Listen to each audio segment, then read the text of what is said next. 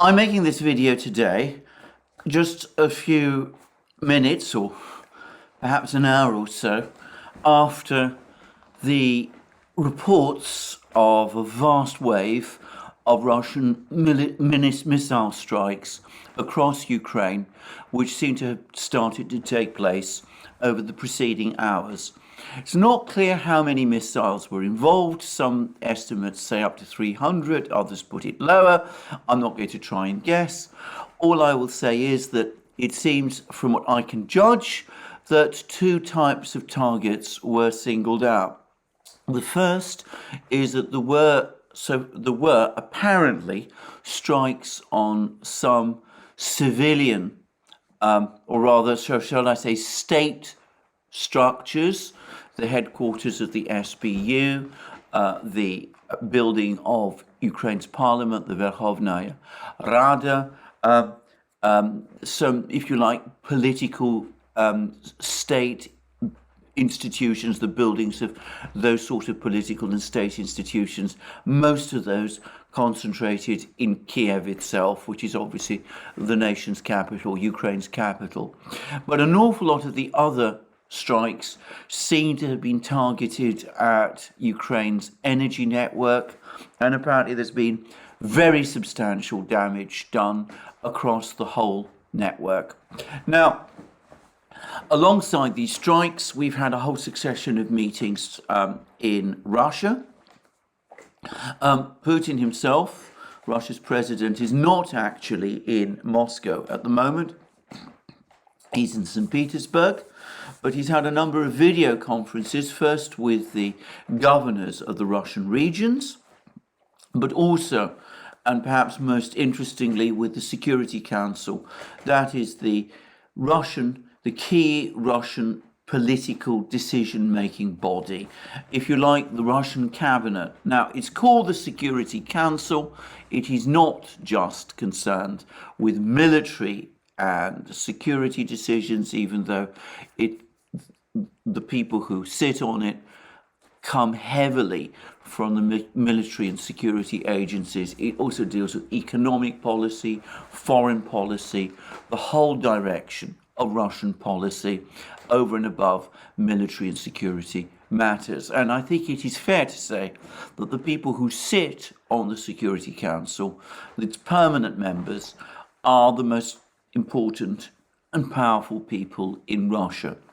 Now, the Kremlin has released photos of Putin speaking to the various people in the Security Council, and they provided a list of people who they say attended, and it's the usual routine list of the permanent officials. But I noticed that there was no attempt to give us a picture, the actual picture of the screen in front of Putin, over which this video call was being arranged, was kept deliberately obscure, which makes me think that there were probably more people participating than the list that was announced. And the Security Council meeting itself, well, we got a short introductory comments from Putin, but no real indicator of what decisions actually were made at this meeting. Now, Putin's words focused overwhelmingly on the Crimean Bridge incident.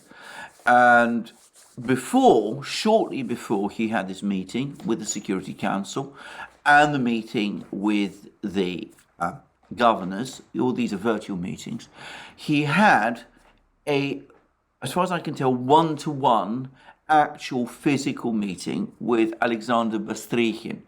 Now, Bastrykhin heads Russia's top law enforcement agency, the Investigative Committee, the institution in Russia which deals with criminal matters, serious crimes, a little like the FBI deals with serious crimes in the United States.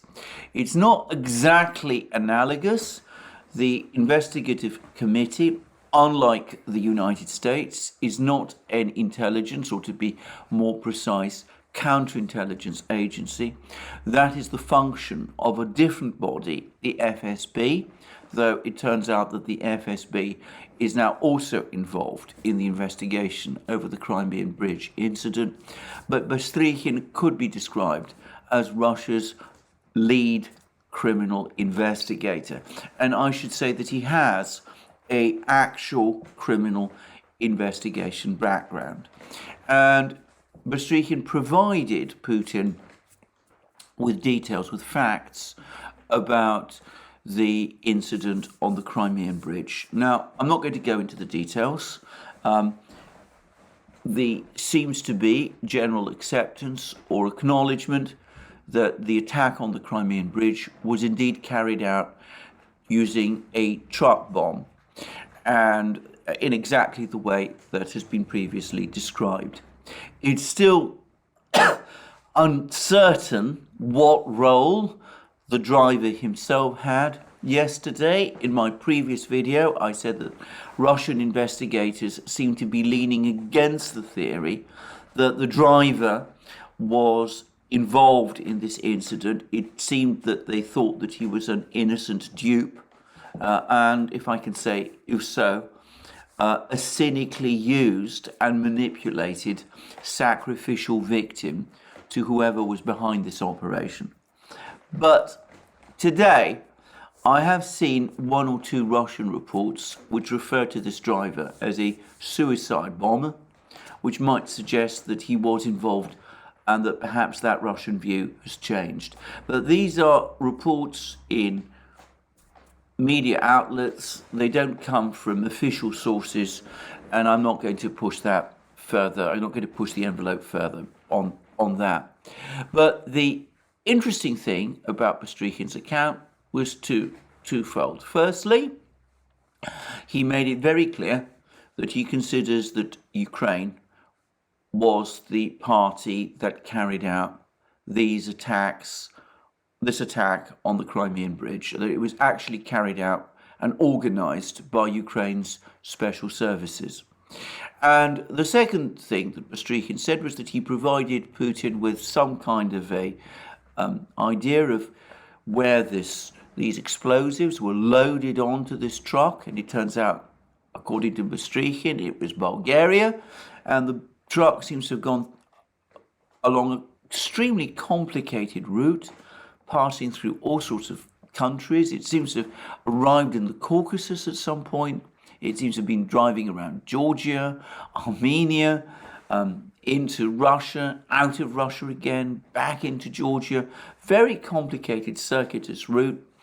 But the implication was that the route was planned in order to basically throw the Russians off track and cause them to lose sight of where this truck was or where it was coming from. But anyway, Bastrykhin appears to be confident that he's traced back its origins to Bulgaria. And he says, and of course we've not seen any of the evidence, that the explosives were loaded onto the truck in Bulgaria, and he makes it clear that he thinks that Ukraine's special services were involved. And there are hints, not so much from what Bastrykhin himself said, but what other sections of the Russian media have been saying, that some assistance might have been given for this operation from some special service of the West. But of course, we don't know that that's true. And if that was the case, it certainly hasn't been. We haven't been told which one it was. Anyway, that's what Bastrykhin said. And I have to say that I think this must be right, that the Ukrainians at least were the people who carried out this attack on the Crimean Bridge. It's been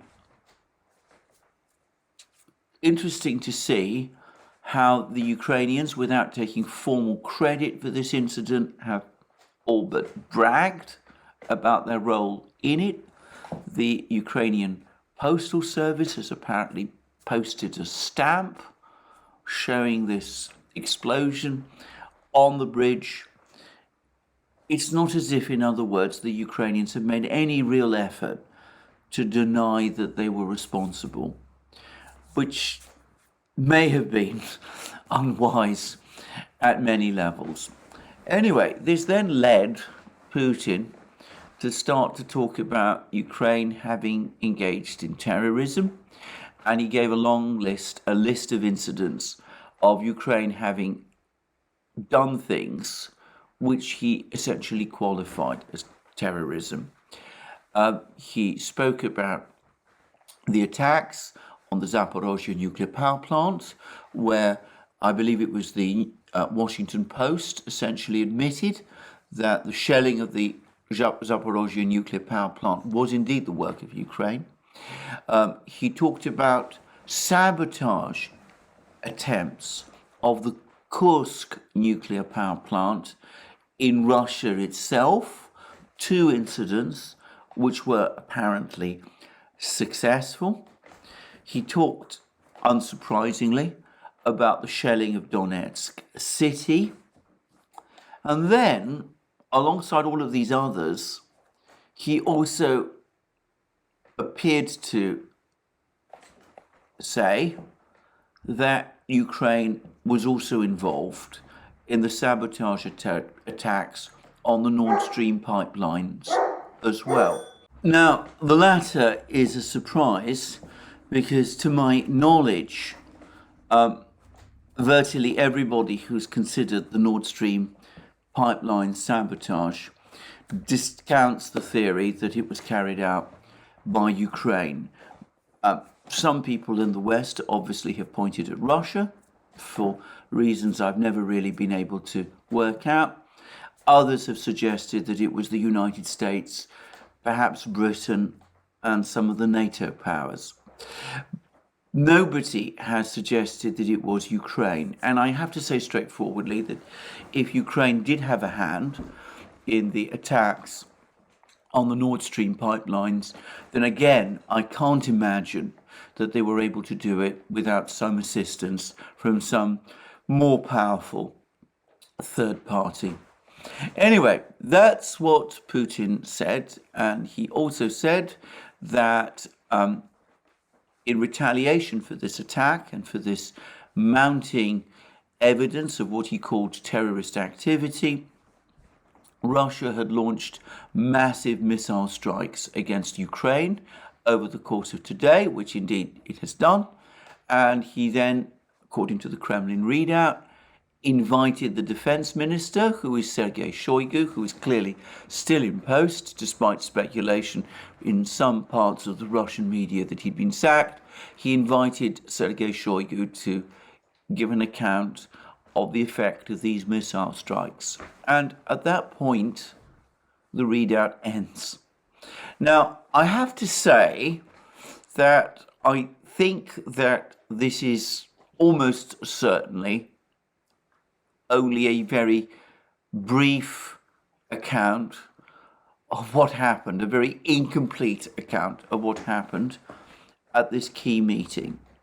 I can't believe that Putin will have called all of these important people together in a virtual meeting like this in order to brief them with an account of these missile strikes without inviting their opinions also about the future direction of the military operation in Ukraine.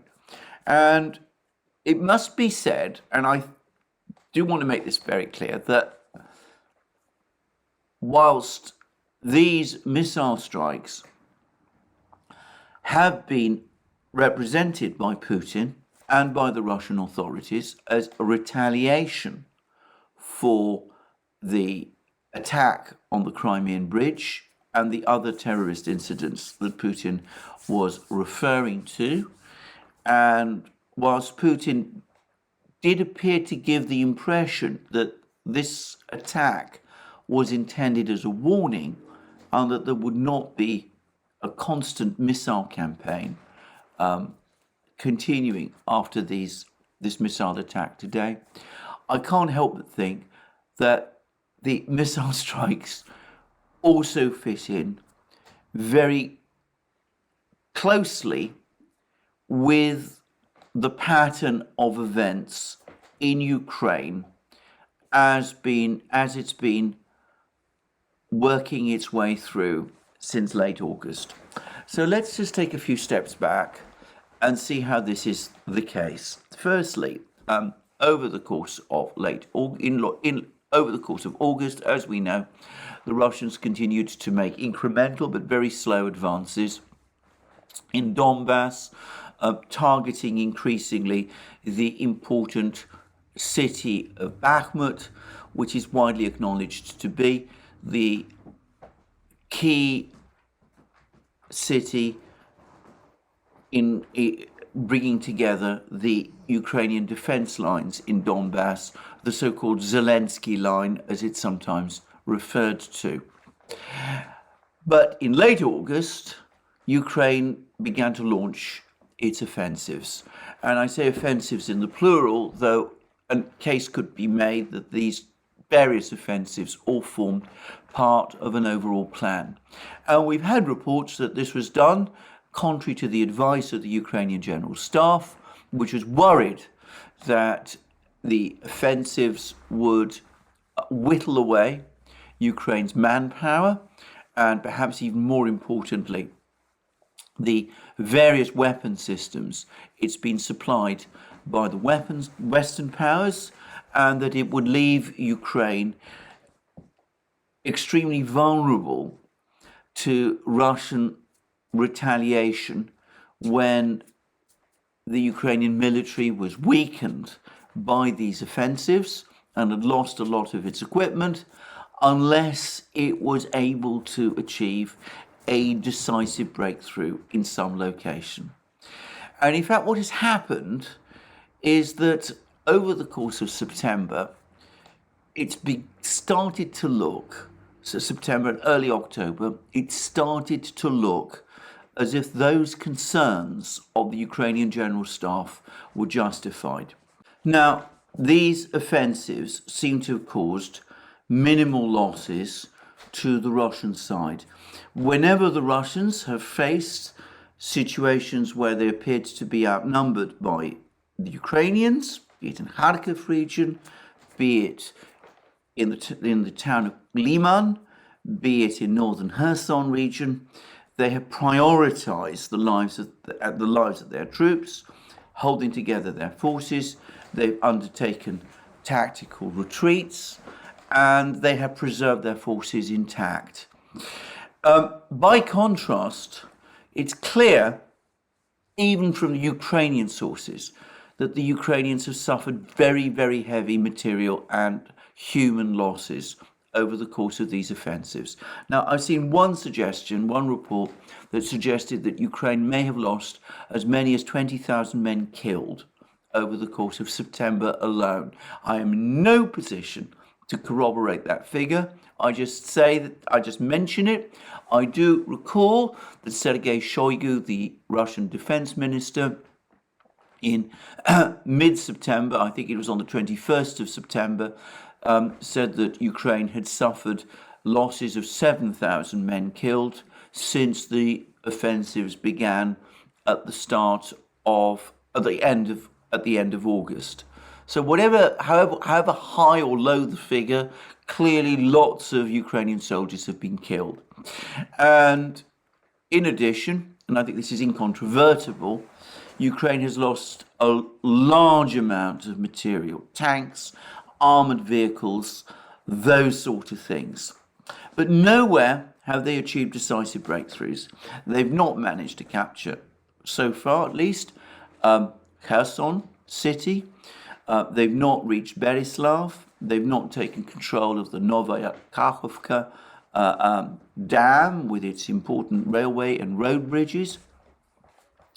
They did push the Russians out of ETHEREUM, but so far they haven't broken through to Lysychansk and Severodonetsk, those important cities in northern Lugansk region, which the Russians captured over the course of June and July.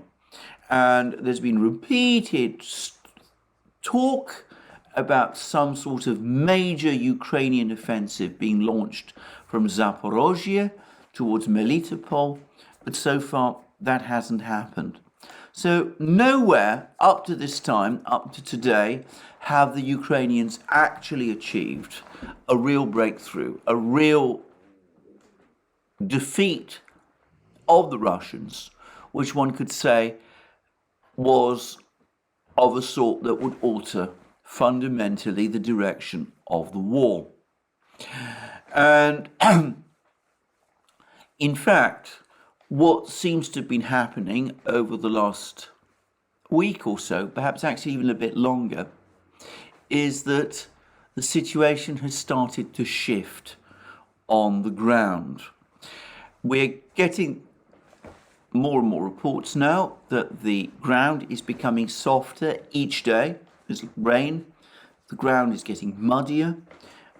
It's becoming more difficult for Ukrainian vehicles to move over the fields. They're getting bogged down, and that's restricting them to metalled roads, to asphalt roads, and that of course exposes them to attacks, easier attacks by Russian artillery, Russian aircraft, Russian helicopters, and in effect that is having a major effect on the progress of the Ukrainian offensive. And we're also getting reports that Russia's mobilization, which was announced by Putin on the 21st of September, is now starting to have effects. That some of the troops that were mobilized, I am confident that these are the young men who were serving in the military up to August and whose contracts expired in August but who've now been called up again. Many of them have now returned to their units, and that the Russian front lines are starting to thicken and harden in pretty much every place. And it seems that this is also causing the Ukrainian offensive to slow. Then there's been problems with Ukraine's communications, and this is a vexed and complex topic for which I have no definite answer. But Ukraine has relied very heavily on the Starlink system, which depends on a large number of US satellites, which are managed by Elon Musk. And there's now some suggestions that Elon Musk, for some incomprehensible reason, is switching off access to Ukraine, and that this is causing communication breakdowns, which is making it more and more difficult for Ukraine to coordinate its forces in the field. I have to say that I tend at the moment to lean more to the theory that the problems with the Starlink system are caused by Russian interference, by Russian jamming. I'm not going to pretend I'm any kind of expert on this, but this anyway seems to me to be the most plausible explanation of what is happening. So we see that the Ukrainian offensive is starting to get bogged down. Since the first days of October, when Ukraine was able to make some advances in northern Kherson region, Ukraine hasn't been able to make any significant advances at all, at least as of the time of the making of this video. As I've said many times, it may be that things will have changed by the time this video is broadcast, but that seems to be the situation at the moment. So one is starting to get the sense that Ukraine has shot its bolt, that it carried out this offensive, that it gambled heavily on its success, that it was hoping to score some kind of knockout victory, which would perhaps provoke a political crisis in Moscow, except that hasn't happened. And the Russians have their military intact, and now they're reinforcing. And of course, what we see is the response on the other side. We see this partial mobilization taking place in Russia, 300,000 men, perhaps 370,000 men, according to some reports. If you add up all the volunteers, they're now joining the military. Russian forces are becoming stronger. We've seen the appointment of General Surovikin, apparently a capable man, apparently an officer with a reputation for aggressive conduct of military operations in Syria and perhaps elsewhere, and well received, his appointment being well received by the other members of the Russian military leadership. He's now been appointed as the ground forces commander, or rather as the theatre commander for this war in Ukraine, being the first officer to be so appointed. And the Russians have also carried through the annexation, or if you like, if you prefer, the incorporation of the 4 regions into Russia, so that all of these regions are now officially a part of Russia, which makes establishing the whole as a unified monolithic system of command a great deal more straightforward. So all of this has been going on over the last few weeks, even as the Ukrainian offensive has been steadily and gradually losing steam and may have now got bogged down in the autumn mud.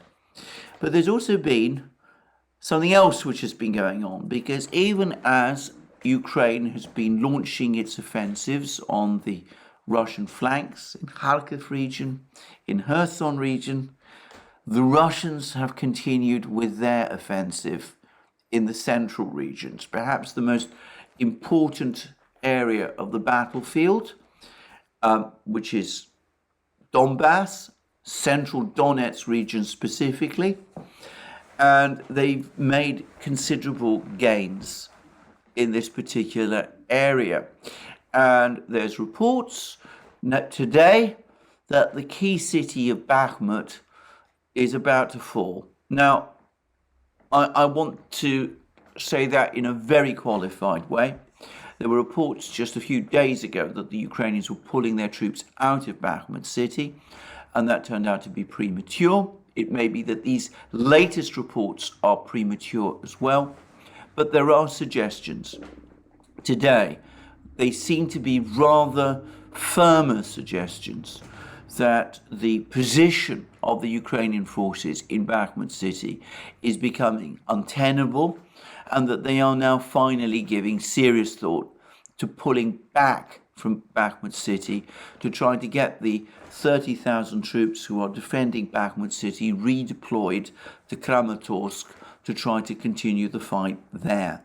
Now, if Bakhmut city falls, even if the troops who were defending it are able to retreat, that will be a major blow for Ukraine. It will mean that their key transportation and logistics hub, the centerpiece of their main defense line in Donbass, will have been lost, and that their existing defense line in Donbass will have collapsed. And alongside that, we're also getting information that the Russians are continuing with the progress, their progress in and around Donetsk city, that they're gradually moving ever closer to that point where Avdiivka, the center of Ukrainian operations near Donetsk city, the place from whence Ukraine shells Donetsk city, or principal place from whence Ukraine Donetsk city, that apparently is going to be surrounded or encircled fairly soon. So on the battlefields, we've seen a major offensive Ukraine has launched, which seems to have run into the ground, perhaps literally, if the ground is indeed becoming a soft. The Ukraine having communications problems, Ukraine having suffered very heavy losses. And we see that the Russian side, on the contrary, now appears to be getting stronger. And they've also now got an important commander, a new strong commander, and apparently Bakhmut city maybe soon falling under their control. And there's another factor which perhaps is also having an effect on the calculus of both sides in this war, because we're getting more and more reports, an accumulation of reports. Brian Boletic at New Atlas is perhaps the person who discusses this most thoroughly. We're getting more and more reports that the resources that the West is able to give to Ukraine in terms of ammunition, weaponry, that this is now almost exhausted. It seems that the United States is now running short of HIMARS missiles that it can provide to Ukraine. Ukraine has run through a large part of the US's total available stock of HIMARS missiles. Some say up to a third of it. The number of 155 millimeter artillery rounds that can be supplied to Ukraine, that apparently has also become now dangerously depleted, and that it'll be a long time before Ukraine is able to be provided with any more. And one gets the sense that whilst these are perhaps the two most eye-catching systems, weapon systems that Ukraine needs, the artillery shells and the missiles, that this problem is starting now to affect the entire Western supply chain. They simply can't maintain the flow of weapons to Ukraine at anything like the level that they were engaging in June and over the course of the summer.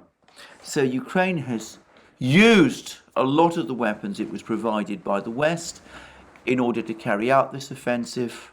The offensive has not achieved its objectives, and it's starting to run down. Now, given all these factors, given that there is a new commander in place, given that the Russian army is mobilizing and is building up its forces, given that Ukraine is overextended and running out of weapon systems, given that the Russians seem to be close to capturing Bakhmut, might this not be a good moment, putting aside what happened at the Crimean Bridge, for the Russians to start, from their point of view, escalating their offensive? They got Ukraine weakened, its military weakened, its economy is severely weakened. And we're getting more and more reports now about the difficulties Ukraine has in keeping its economy functioning. I read a report that only a third of Ukraine's farmland has been sown for crops this winter. So, Ukraine its industrial system is in chaos, its financial system is massively overextended. Western financial aid has been nowhere near enough to fill the gaps, and there must be worries that the Ukrainians have little option, realistically, but to try to cover the costs of the war by printing money, with the risk that this will explode into an inflation crisis, perhaps even ultimately a hyperinflationary crisis. So, looking at all of this, if you are in the General Staff in Moscow, if you are in the Kremlin, if you're a member of the Russian Security Council, you might say to yourself, well, this is now the moment for us to strike. We're building up our forces. We've got 300,000 men on the way. Our forces on the ground are getting stronger by the hour. Ukraine has run out of its resources. Maybe this is the best moment to launch those missiles. We can start knocking out Ukraine's energy system, deepening its economic problems, making it more difficult to move its troops, such troops as it has, around, because those troops depend on the railway system, and the railway system depends on electricity provided from the energy grid. And if you knock out the energy grid, well, Ukraine just can't move its troops around as easily as it previously could. So perhaps from a Russian point of view, this would have been a good moment to launch these kind of missile strikes. And I saw earlier today an article, a piece in The Guardian, in which it actually said that a Ukrainian military source had suggested that, in fact, the Russians had been planning to launch these missiles all along, and that this was something that was already in the works and going to happen anyway, because from a Russian point of view, it would make sense to do it now, putting aside what happened with the Crimean Bridge. And for all I know, that's true, and it does seem to be consistent, as I said, with the pattern of events over the last few weeks. I'm going to add that it looks as if Ukraine's situation is soon going to become strategically worse still, because there are now growing reports. In fact, President Lukashenko of Belarus has all but confirmed this, that there's a major Russian military grouping also going to be moving into Belarus itself. In other words, within close proximity of Kiev, the capital. Now, I don't know that there's any Russian plan to advance on Kiev. That was what they did in February and March. But I don't know that that's what they're planning to do now. But it is going to have an effect on Ukrainian deployment plans. I said that the Ukrainians are becoming overextended and overstretched. There's an accumulation of evidence that, in fact, in order to try to maintain the momentum of their offensive, they've had to pull troops from all sorts of places in order to reinforce those troops that have been attacking. So supposedly, Odessa has been largely stripped of its garrison.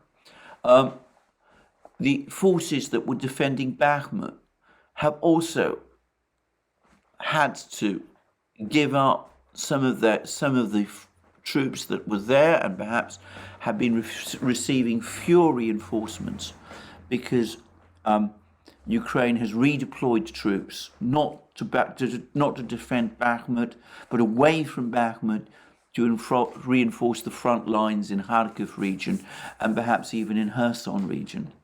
And perhaps most alarming of all, from Ukraine's perspective now, is that the Ukrainians have also pulled back, apparently, a lot of their troops from the northern borders with Russia, around places like the Ukrainian towns of Chernigov and Sumy, and of course along the border with Belarus, close to Kiev. And of course, if Russian forces now do start to deploy in large numbers to Belarus again, the Ukrainians will have to take that into account. If they don't redeploy forces to try to defend Kiev especially, they will be taking a huge risk because of the danger that Kiev might be left inadequately defended, and with the Russians now coming after Ukraine's energy grid and complicating Ukraine's ability to deploy its troops from one place to another, well, the window to redeploy might be actually quite small. So, what does Ukraine do? Maybe they will have to pull troops back. From where, though? From Kherson region? Give up their plans in Kherson region, which was so much talked up during the summer? Give up the advances in Kharkiv region, which created that wave of pro-Ukrainian euphoria in the West? Or perhaps pull back from in Donetsk, give up places like Bakhmut and the areas around Donetsk city, Avdiivka, and perhaps even Ugledar. There's some suggestions that the Ukrainians may also be thinking of pulling back from Ugledar, this city in southern Donetsk region that is an important transport hub connecting the Ukrainian forces opposite Donetsk city to their main supply base, which is in Zaporozhye. Well, I'm not here to try and speculate about what the Russian staff is going to do, and I'm not going to try and speculate about what decisions Ukraine is going to make.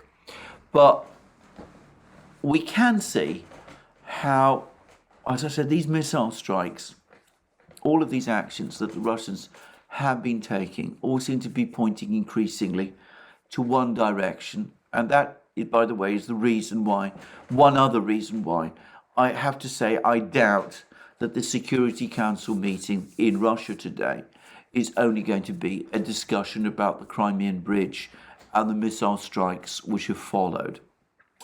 Now, that does pose a number of interesting questions.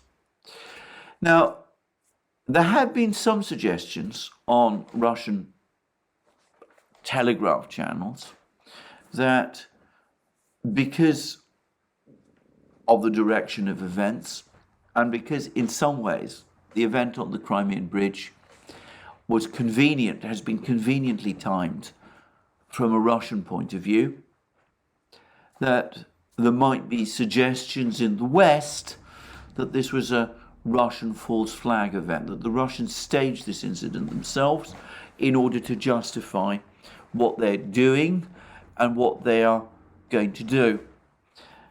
If that was what people in the West were thinking about, then I'm afraid I think that's going to be extremely difficult to sell. Ukraine has made little effort to deny its responsibility for the Crimean Bridge incident, and the Western media, as I was discussing yesterday, has been exulting over it.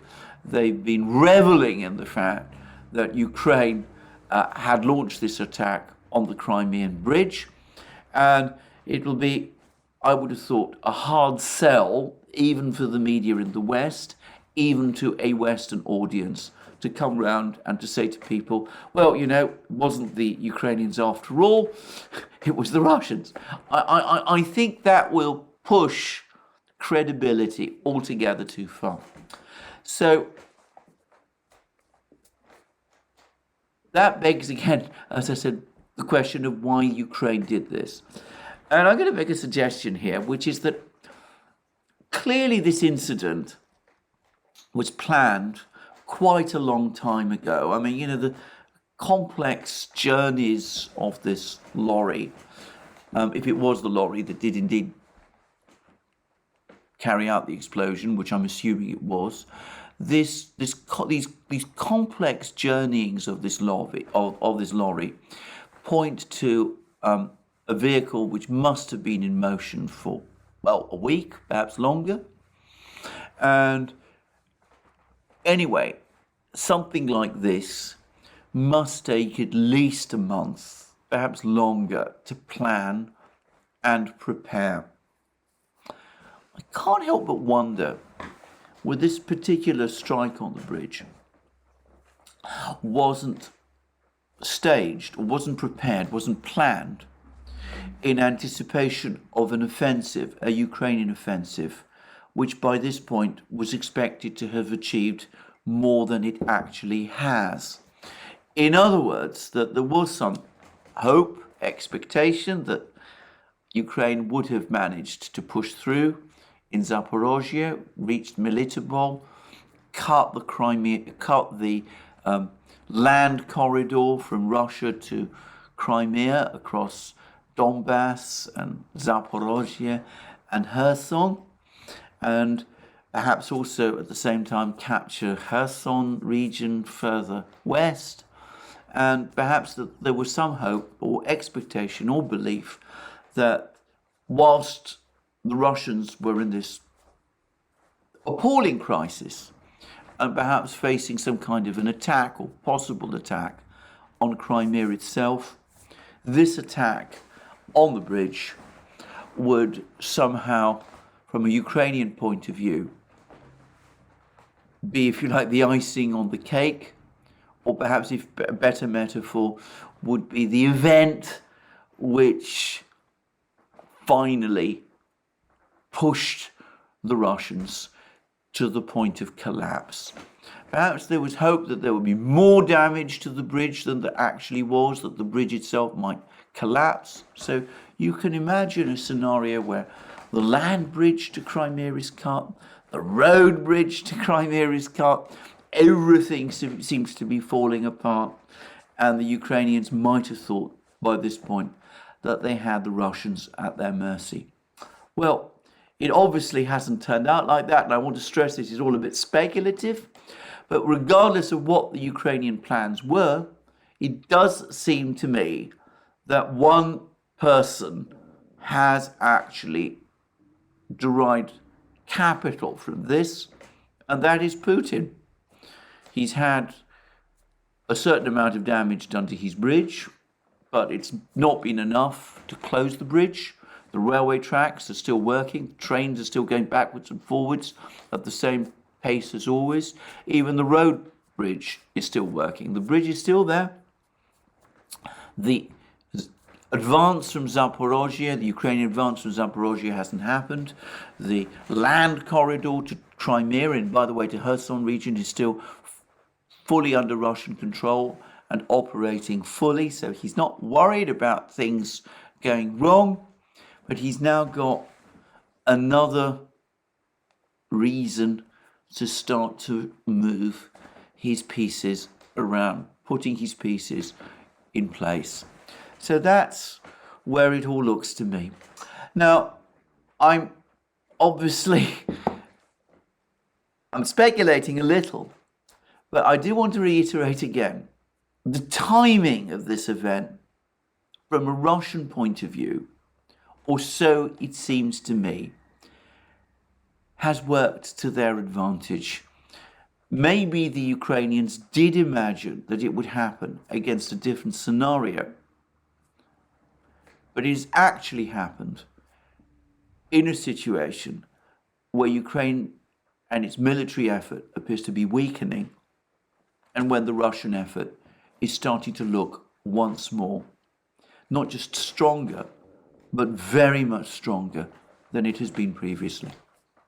So that's where we are. What does the West do? How does the West respond to this affair? Well, they've already, as I said, congratulated, all but congratulated, not the West itself, but the Western media, that they've all but congratulated Ukraine for the attack on the Crimean bridge. But what about other things? What does the West do to counter this situation? Now, I'm going to say straightforwardly that this is perhaps the most curious part of this story, because it's clear that the Western powers encouraged Ukraine to launch its offensive with all these new weapons that they gave Ukraine over the course of the spring and summer. And as I said, it does look increasingly as if Ukraine has shot its bolt, and now, far from being in a position of advantage, as perhaps some people in the West expected, it now looks to be reverting to a position of increasing weakness.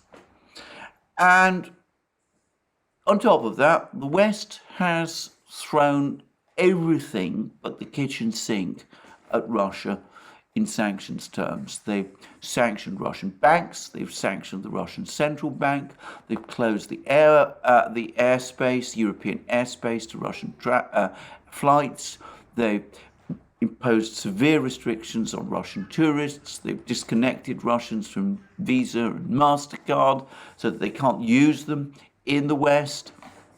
They've limited imports of Russian energy. They've done everything you can possibly imagine in terms of sanctions.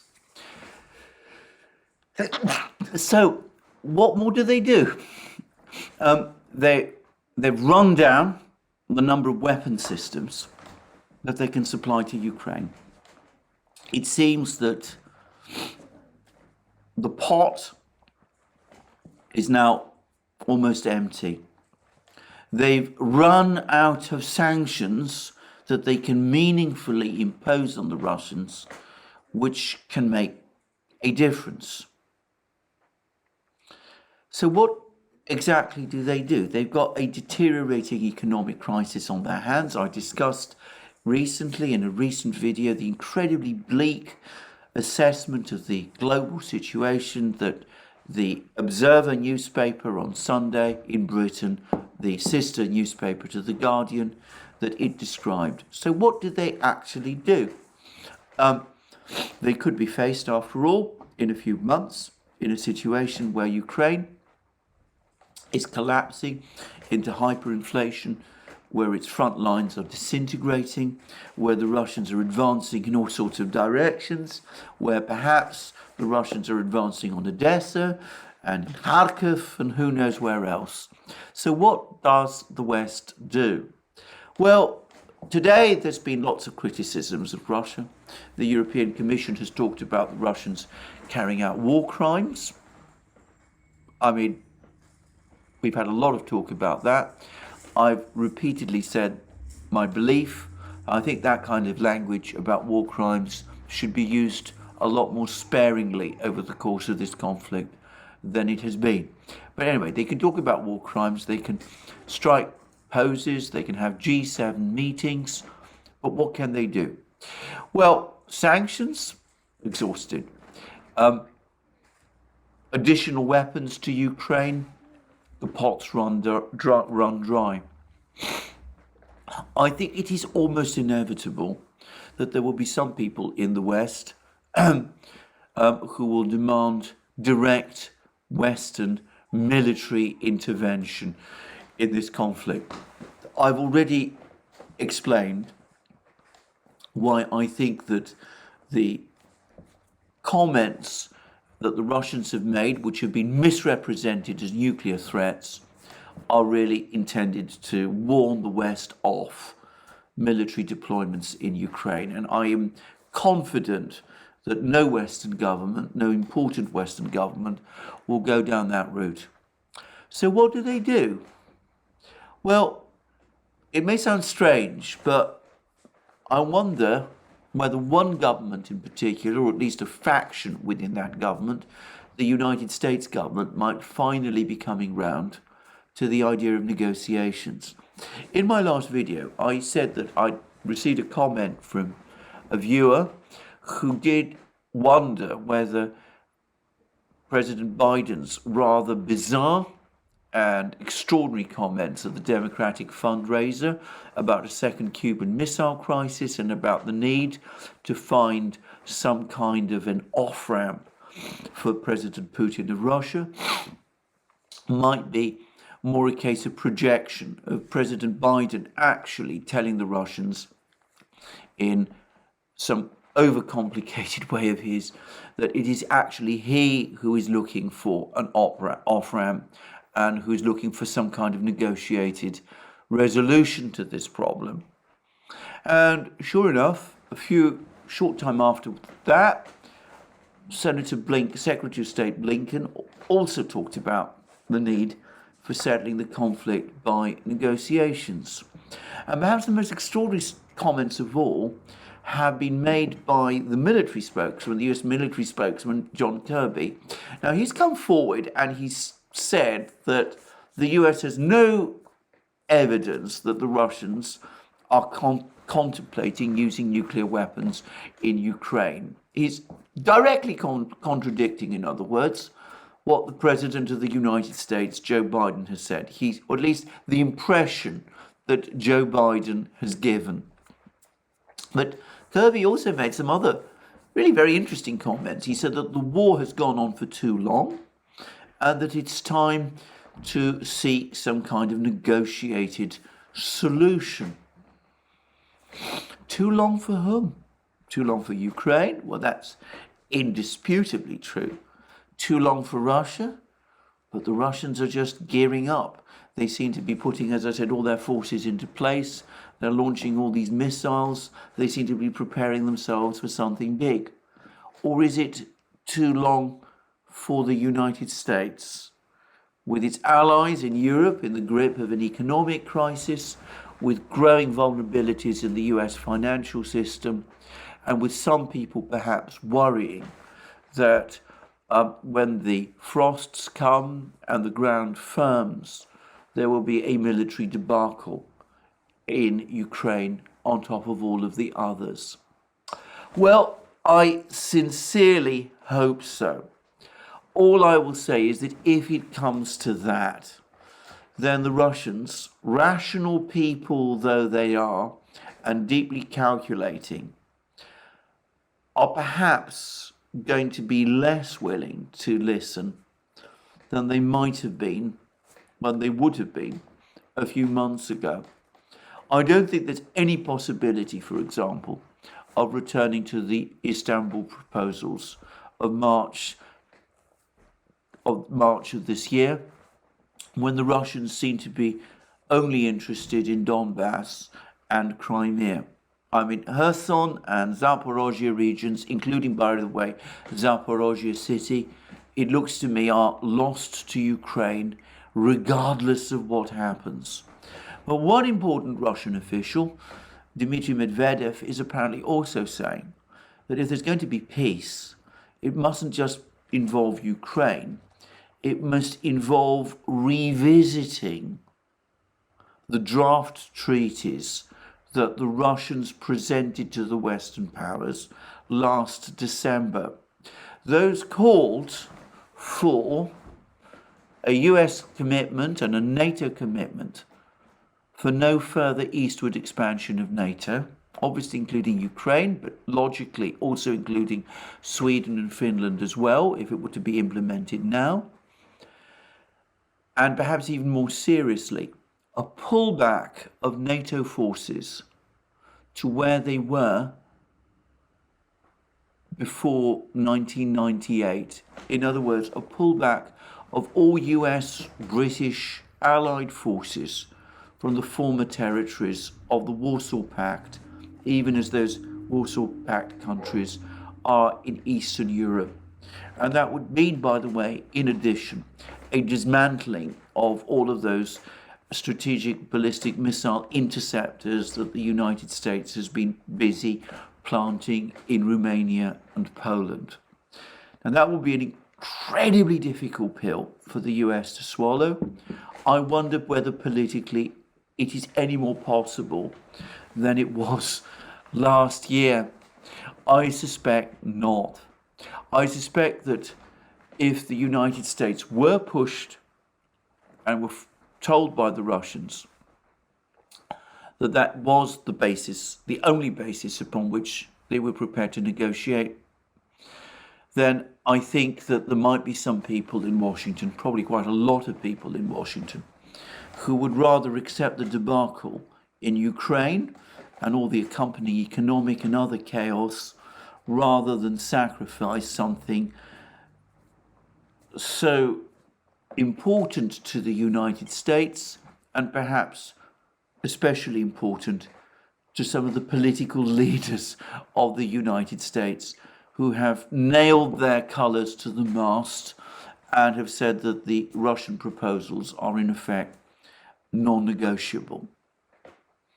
Well, we will see.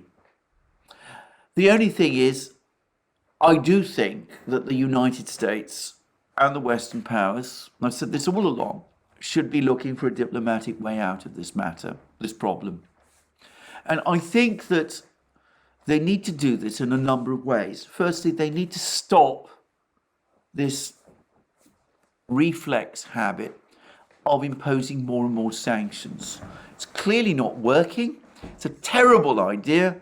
It should be dropped. As I said previously, when you're in a hole, stop digging. The sanctions aren't persuading the Russians to change their policies. At the very least, the Western powers should stop this sanctions train and try to look for a way to get off it. The second is they should start opening up communications with the Russians. They should be talking quietly with the Russians about relaxing the restrictions on the various embassies so as to allow diplomats from Russia to come to the United States and from the United States to come back to Russia. And that ought to hopefully open up some kind of route to conversations and to political dialogue, which up to now simply isn't happening. Further on, the United States needs to make some proposals. I mean, there are Russian proposals on the table. There are no proposals up to now from the United States. The United States instead has taken absolutist, maximalist positions. It's always hiding behind the fact that it's not prepared to bargain away Ukrainian territory. I think that is an impossible position to sustain. The United States, after all, was prepared to bargain over South Vietnam's head and over Afghanistan's head. It will have to just accept the fact that it must do the same over Ukraine too, if it is going to find a way out of this problem. And last and not least, and most important of all, President Biden, or whoever is in charge in Washington, needs to do that thing which I suggested a year or so ago. There needs to be a complete clear out of the foreign policy team. People like Sullivan and Blinken and Vicky Nuland and all that crowd, they need to be shown the door. So there we are. Difficult things for the United States to do. But it is a sign, I suppose, that they're talking about negotiations. Maybe it's a trick. Maybe it's only intended to cause confusion in Moscow. Who knows? But if they're serious about it, and they should be, then they need to start doing some of the things I've just said. Will they do them? I think it most unlikely, but one can always live in hope, and let's wait and see. Well, this has been a long video today, but it's been a dramatic and important day. And as I said, I think we can see now clearly the direction that events are taking. So thank you for your help today. Thank you for joining me today. As I said, there'll be a lot more from me soon. I'll be discussing more things fairly soon. And remember always that you can find us on our other platforms, Locals, Rumble, BitChute, ODYSEE, and of course we're now also on Rofkin as well. Also, if you want to support our work, remember you can do so via Patreon and Subscribestar. Links under this video. You can check out our shop, find all the great things that you will find there. Our magic mugs, our hats, our hoodies, our t-shirts, our sweatshirts, and all those things. And last but not least, if you've liked this long, complex video on this difficult day, well, please remember to press the like button and to check your subscription to this channel. Thank you again, and more from me soon.